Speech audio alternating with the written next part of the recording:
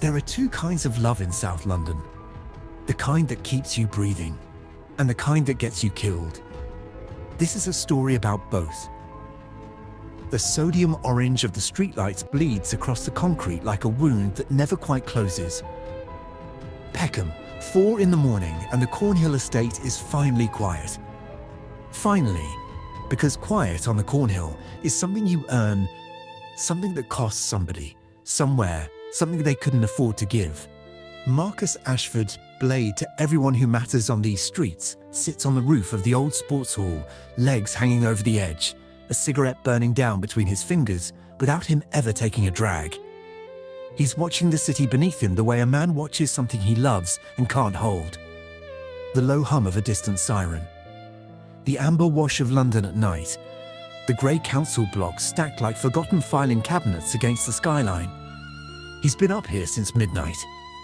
He does this, comes up here to think, to breathe, to be nobody for a few hours. Down there he's Blade. Up here he's just Marcus. And Marcus is tired. He pulls out his phone. One unread message. Zara, 2:47 a.m. You good? You disappeared again. He stares at it for a long time. Then he locks the screen and puts it back in his pocket. Marcus comes down from the roof just as the estate is waking up. The smell of fried dough from Mrs. Adeyemi's flat on the second floor. A dog barking 3 blocks over. Jalen is waiting for him in the stairwell, back against the wall, hood up even inside. Jay is 19 and built like he's trying to prove it. That jaw set forward, that stance. The boy's been studying the way Marcus carries himself for years now, and he's getting good at the performance. Too good.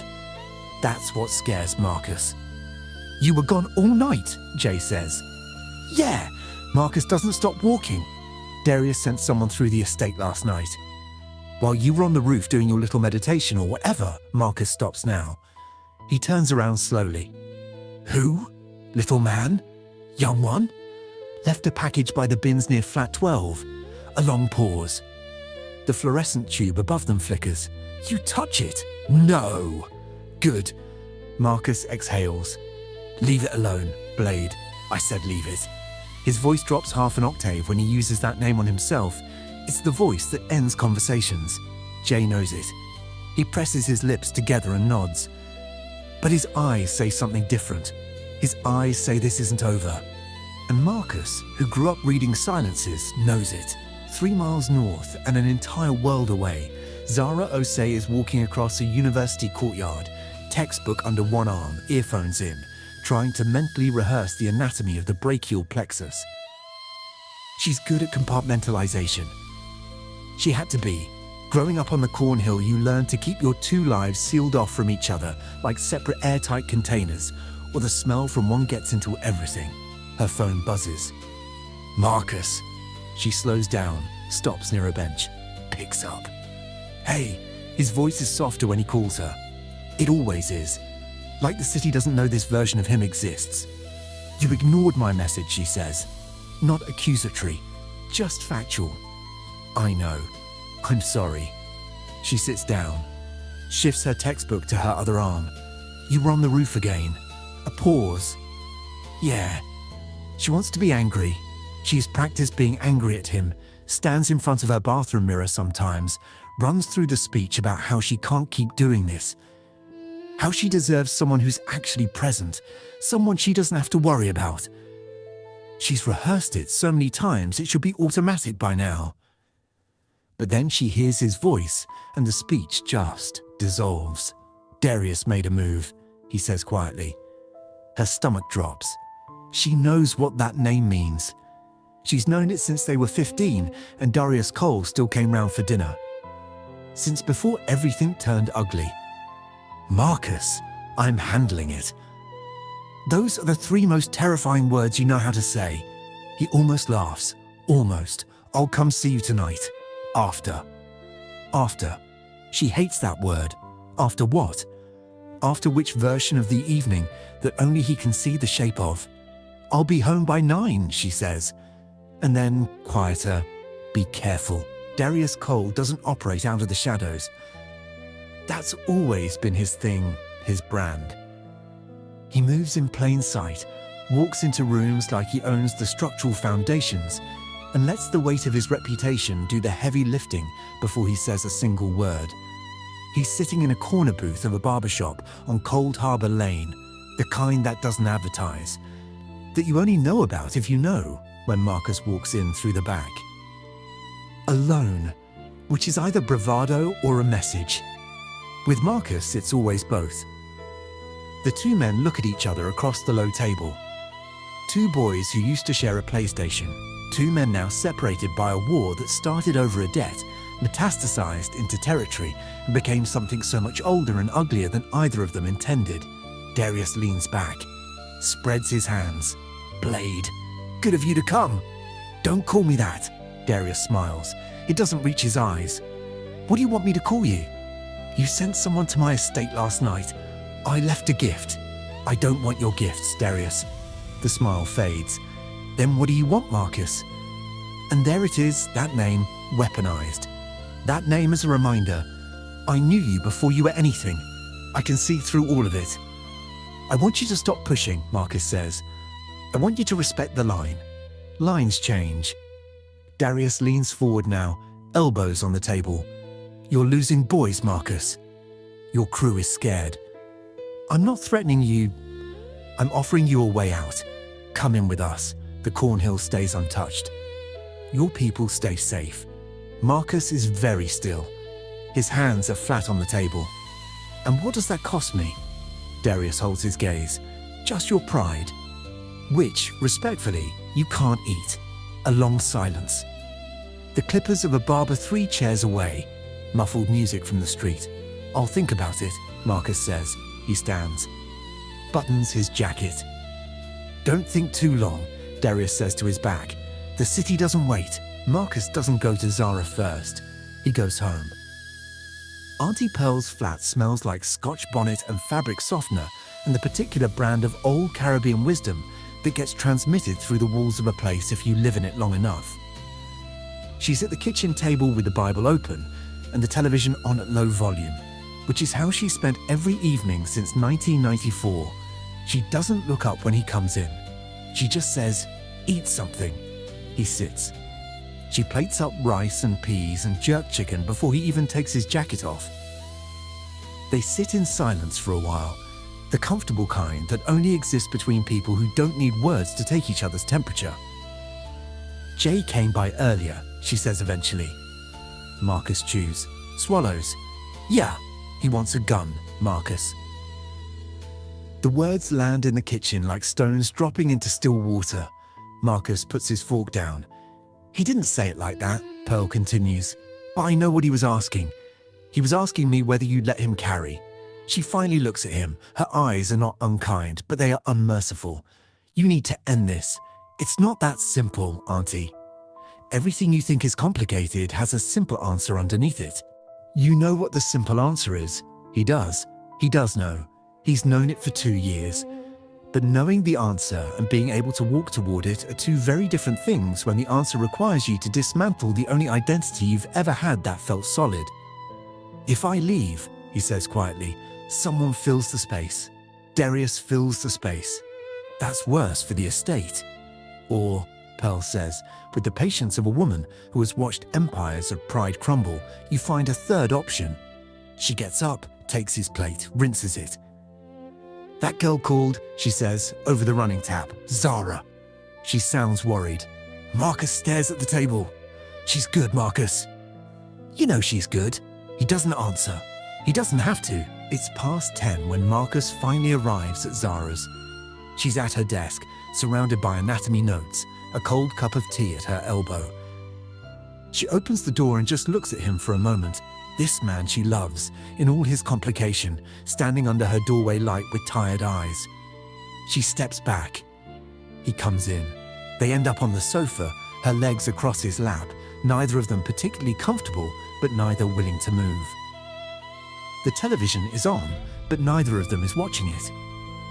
Marcus is staring at the middle distance. Zara is watching his profile the way you watch weather. Darius offered me a merger, he says. She doesn't react outwardly. What kind? Cornhill comes under the OC collective umbrella. We get protection. He gets territory and cooperation.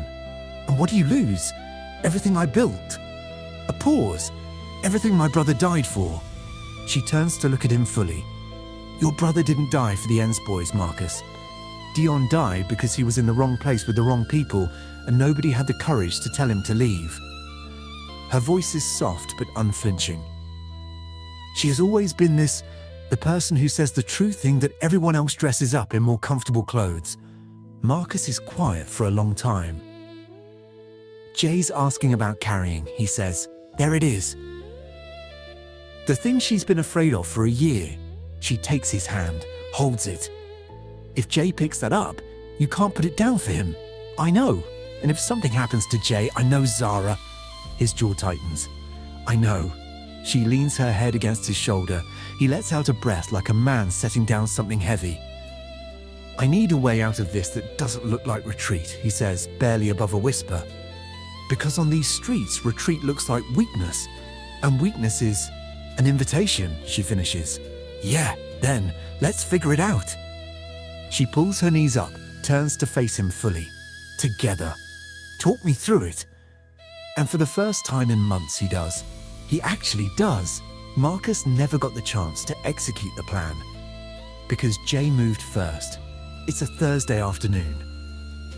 Marcus is in a Zoom call with a community boxing charity he's been quietly talking to for 6 months, the beginnings of something legitimate, something that could give the younger boys on the estate a different kind of structure. He's got one leg out of the door and he knows it. He just needs time. His phone starts buzzing, then ringing, then buzzing again. By the time he gets downstairs, the estate yard is a constellation of people, neighbours behind curtains, kids on bikes who've stopped cycling, an older Jamaican man standing in his doorway with his hands clasped. The particular silence of people who've seen something and are waiting for consequences to arrive. Jalen is standing in the middle of it, breathing hard. Breathing hard. Beside him, 2 of Darius's boys, or rather 3 to be Darius's boys, are lying on the tarmac. Not dead. Beaten badly. Jay looks up and sees Marcus, and in his brother's eyes is something Marcus recognizes with a sinking horror, pride.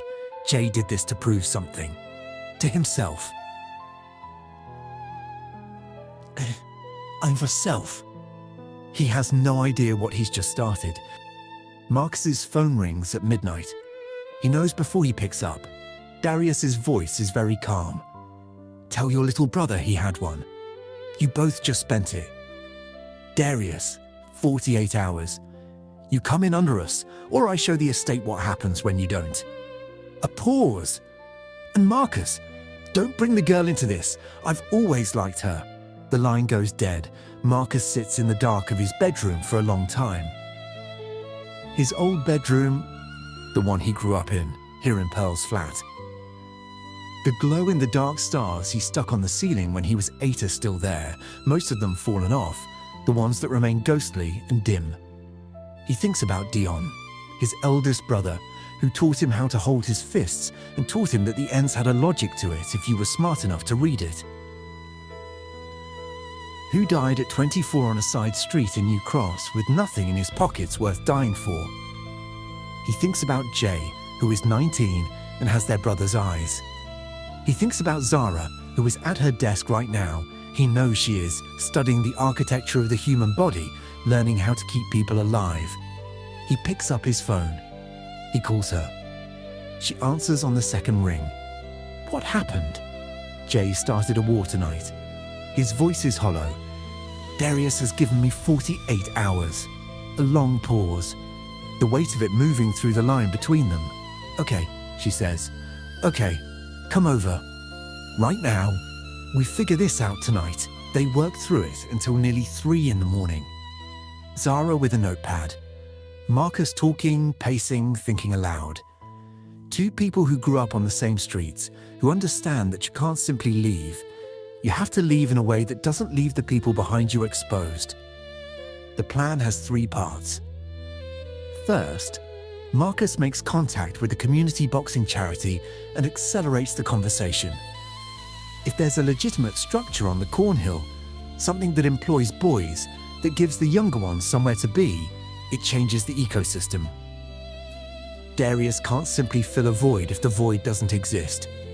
Second, Marcus goes to Darius, not to accept his terms, but to negotiate a different kind of arrangement, a buffer, a period of non-aggression while Marcus steps back. This requires Marcus to show Darius that fighting is more expensive than peace. It requires leverage.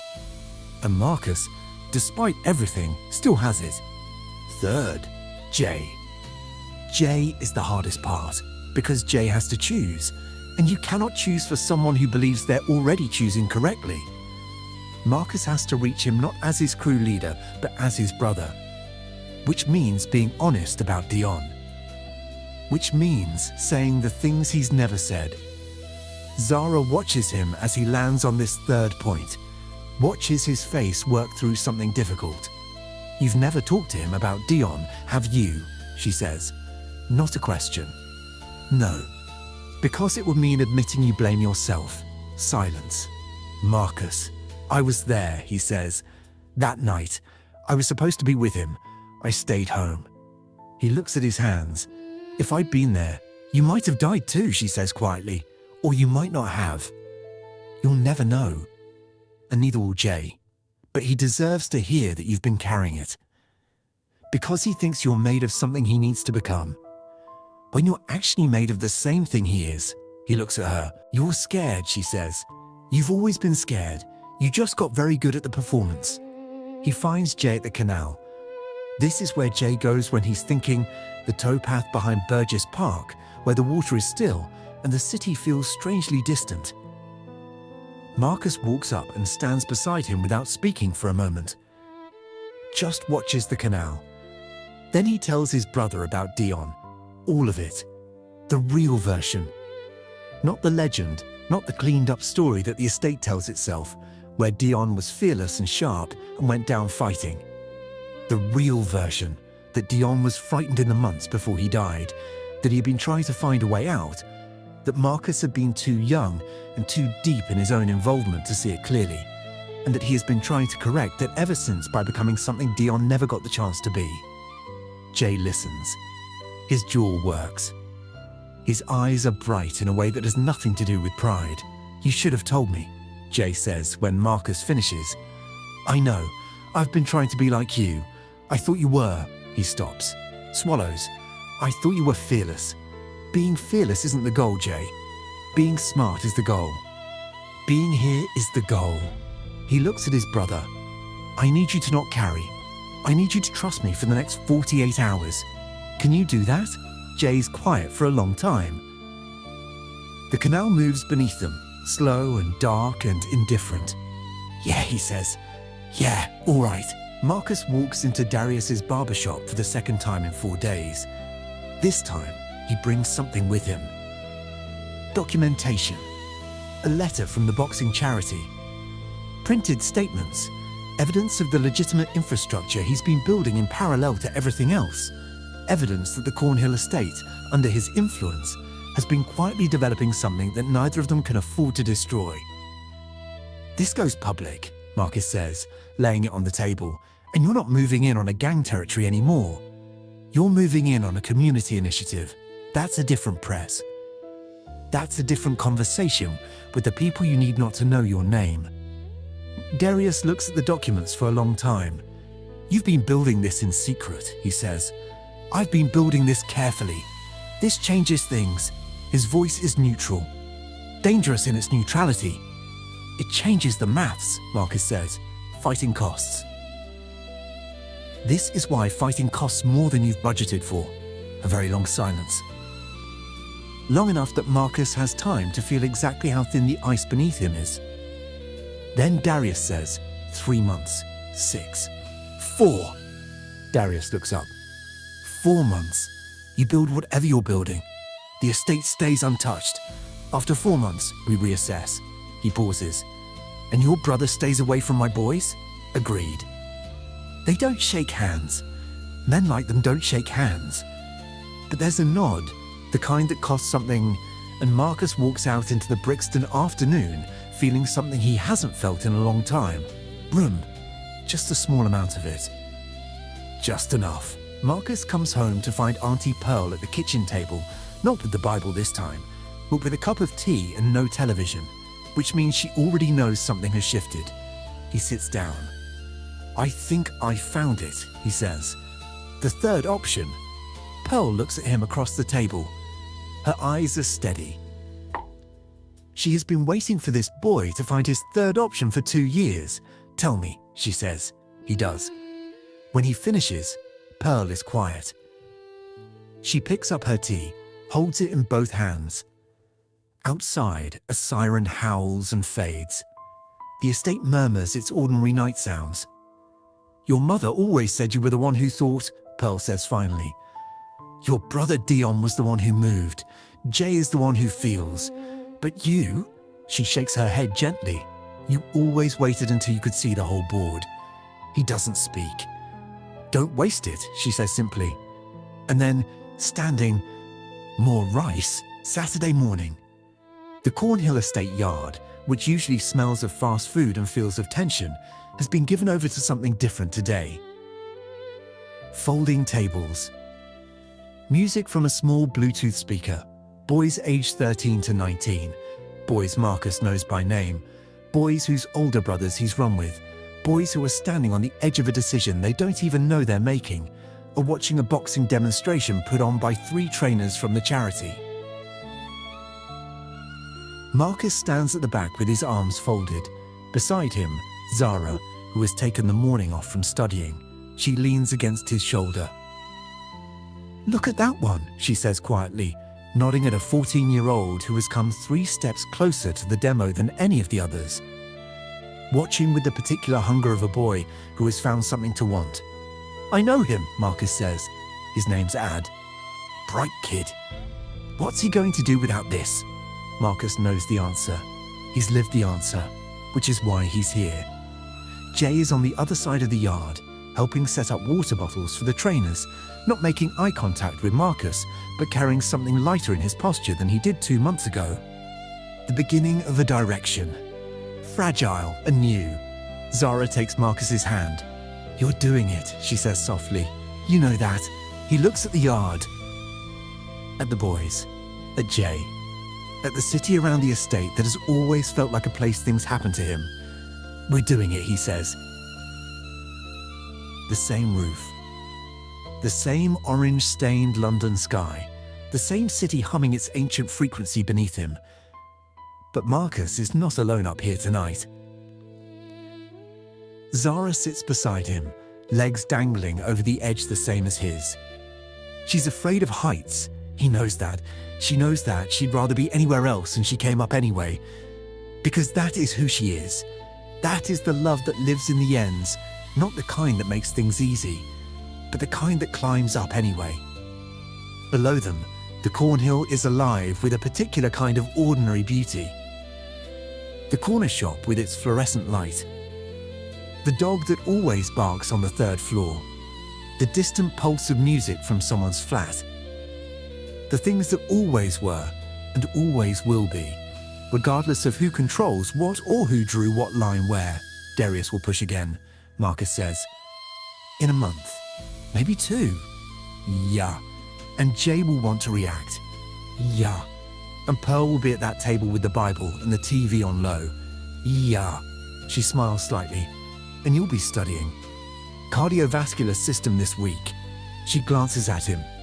Very relevant given my current lifestyle. He puts his arm around her.